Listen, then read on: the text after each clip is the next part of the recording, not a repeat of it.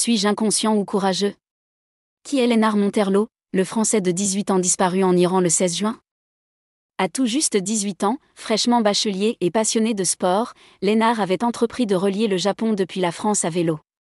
Il a disparu mi-juin alors qu'il s'apprêtait à quitter l'Iran avant l'expiration de son visa. Il y a presque un an, Lénard Monterlo, un jeune homme de 18 ans originaire de Besançon, se lançait dans l'aventure de sa vie, relier le Japon à vélo depuis la France.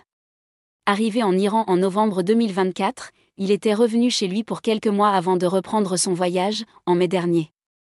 2 semaines plus tard, il postait une dernière vidéo sur Instagram évoquant son passage dans le désert de Varzaneh, à l'est d'Ispahan, avant de complètement disparaître des radars.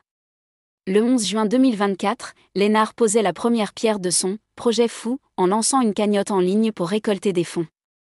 À l'époque, il venait de fêter ses 18 ans et s'apprêtait à passer son bac, parcours binational franco-allemand, au lycée Ledoux, à Besançon. Lui-même se présentait comme un passionné de sport, notamment d'escalade, de vélo et de voyage. Une année de césure, après le bac. Ces 2 dernières activités, il les associera plusieurs fois avant d'enfourcher son vélo direction le Japon. D'abord seul, entre Besançon et Constance, en Allemagne. Puis avec un ami, toujours depuis Besançon, mais cette fois vers Amsterdam, lors d'un périple de près de 1000 km. Et, fin 2023, il a commencé à préparer ce qu'il voit comme une année de césure, avant ses études supérieures, un voyage de 400 jours en Eurasie qui lui fera traverser 35 pays avant d'arriver au Japon, 35 000 km plus loin. Sa cagnotte n'a pas fait un carton, à peine 2 000 € récoltés sur les 8 000 espérés. Mais Lénard n'a pas abandonné et s'est lancé, le 15 août 2024, pour son « voyage à vélo à travers les mondes ». Un voyage qu'il va documenter comme il peut, sur Instagram et sur la plateforme Polarstep. Entre août et novembre 2024, le jeune homme, que ses amis décrivent comme « ouvert, gentil et sans préjugés », a traversé la Suisse, l'Allemagne, l'Autriche, la Hongrie, la Serbie, la Bulgarie et la Turquie avant d'arriver en Iran, fin novembre. Là, Lénard a été conquis par la capitale, Téhéran, où il logeait chez la sœur d'une amie iranienne, de sa mère. « Je suis émerveillé de découvrir cette ville », écrivait-il alors sur Polarstep. Mais il a interrompu subitement son voyage pour revenir en France, passer les fêtes de Noël en famille. Et retrouver son amoureuse qui lui manque, confiait-il. Suis-je inconscient ou courageux? Après une pause en France plus longue que prévu, Lénard a repris sa route, le 24 mai 2025, où il l'avait interrompu, en Iran. C'est là qu'il a changé de ton dans ses vidéos. Certes, il était toujours dans le mood de promouvoir un mode de voyage plus lent et respectueux de l'environnement.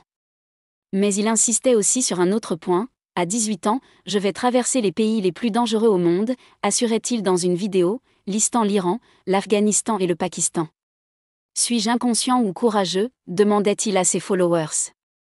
Il a même posté une vidéo, supprimée depuis par sa famille, dans laquelle il vantait les qualités du pays, architecture, paysage, coût de la vie, accueil des habitants. Une vidéo cependant assez mal perçue, notamment parce que Lénard y raillait les consignes du Quai d'Orsay qui déconseillent aux voyageurs de se rendre en Iran en raison des risques d'arrestation arbitraire. Le 15 juin, quelques jours après avoir posté cette vidéo, Lénard en diffusait une dernière sur Instagram, racontant son passage difficile dans les dunes de la région de Varzaneh. Depuis, le jeune homme n'a plus rien posté sur Instagram. Son roadbook sur Polarstep, lui, n'est plus alimenté depuis le 3 juin, lorsque Lénard se trouvait du côté de Shiraz, une ville au sud du pays. Contacté par 20 minutes, la famille de Lénard ne souhaite pas s'exprimer pour le moment. On est inquiet, on n'a pas de nouvelles, on est un peu tous dans l'attente, reconnaît en revanche un de ses amis auprès de RTL. Forcément, puisque le silence de Lénard correspond à ce que l'on appelle aujourd'hui la guerre des 12 jours, lorsqu'Israël et les États-Unis ont bombardé des sites nucléaires iraniens entre le 13 et le 24 juin.